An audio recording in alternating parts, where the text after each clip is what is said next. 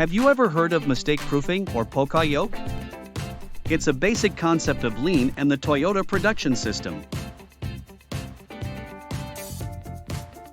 Mistake proofing systems use sensors or other devices to prevent defects. They regulate the production process in two ways: control or warning systems. The best system is the control system, which stops the process when an irregularity happens.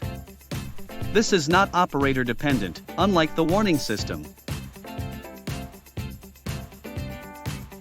Mistake proofing systems should have three characteristics: low cost, 100% inspection, and immediate feedback. This ensures that the defect can be detected and corrected within the process. Mistake proofing is not just for factories.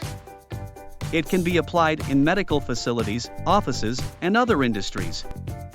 If you're interested in learning more about mistake proofing, visit our website at emsstrategies.com and contact us.